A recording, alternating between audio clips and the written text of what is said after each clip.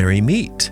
This video is part of the Serpent Psalm series, where we explore the profound spiritual and mystical insights of Psalm 119.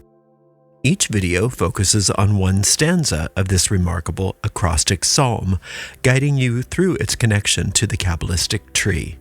Together we'll uncover the deeper meanings behind each Hebrew letter and its path, following the ascent of the serpent from Tav all the way to Aleph. I hope you enjoy this transformative journey toward greater spiritual understanding.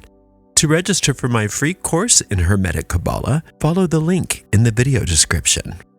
Blessed be. Path 24, Nun.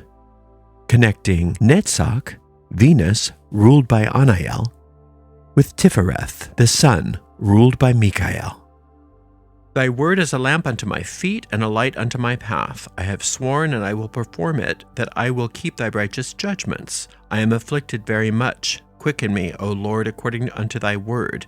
Accept, I beseech thee, the freewill offerings of my mouth, O Lord, and teach me thy judgments. My soul is continually in my hand, yet do I not forget thy law. The wicked have laid a snare for me, yet I erred not from thy precepts. Thy testimonies have I taken as an heritage forever, for they are the rejoicing of my heart. I have inclined mine heart to perform thy statutes alway, even unto the end. It says, Thy word is a lamp unto my feet and a guide unto my path. The word is the will. You are guided each and every step of the way. You don't have to worry about anything. You are guided and led. I have sworn, and I will perform it, that I will keep thy righteous judgments. The right-mindedness is the righteousness. When you have that experience of infinite life with infinite love, your sensual experience is really starting to get lifted.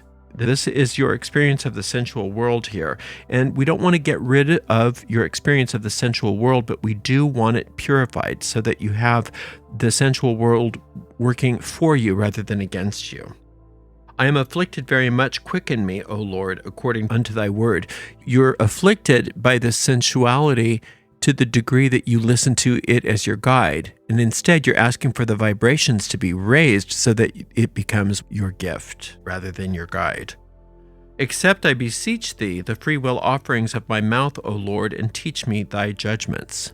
The free will offerings of your mouth are praise and gratitude. The more praise and gratitude you show, the quicker you get these benefits. And it says, teach me thy judgments. It really means judge for me. Judge for me. I don't want to judge for myself. Sometimes we judge and we say, oh, that's probably bad. And if we had asked, the infinite would say, no, that's not bad. Let's just look at it a different way. A lot of times we look at something and we say, oh, that's good. And if we would ask, the infinite would say, I understand what you're trying to get, but there's a better way to get that. Let me show you how. So we want the judgments. My soul is continually in my hand, yet do I not forget thy law. To have your soul in your hand is the doing. Your hand is how you do things. Your soul here is your deep mind. So you do things based on what you believe. You do things based on what your deepest beliefs are. My soul is continually in my hand, yet do I not forget thy law. When you don't forget the law of cause and effect, you allow your thinking to be cleansed so that your sensual experiences become different. They become a gift rather than something that you are always bowing down to. What you're doing with your sensuality then becomes a very different experience than what it was before. The wicked have laid a snare for me, yet I erred not from thy precepts. The wicked laying a snare for you is just how the ego works. That's just how the ego operates. It's a tricky, cunning, baffling habit that we got into a long, long time ago. And you're never going to outsmart it, but the infinite will. That's why you don't want to try to overcome your own ego. You let that be taken care of for you. Thy testimonies have I taken as an heritage forever, for they are the rejoicing of my heart. Your heritage is your inheritance. You get to receive in your sensual nature all the gifts that the universe has for you. Again, you're not trying to overcome your sensuality. You're allowing the infinite to redefine it for you so that it's actual pleasure now. Because what we have in this world is things mixed up. A lot of the things that we think are pleasurable are actually painful, but we're believing our egos when it's gaslighting us, saying, oh no, that feels good. That feels good. And that's why addictions are so tricky, is because the ego keeps saying, no, that feels good. Yeah, it does. And so now instead, we're allowing the infinite to restructure things so that we actually know what pleasure feels like. That is your heritage. That is your inheritance. And you want to receive your entire inheritance. And one of the big inheritances that you get is pleasure. Real, honest to goodness pleasure.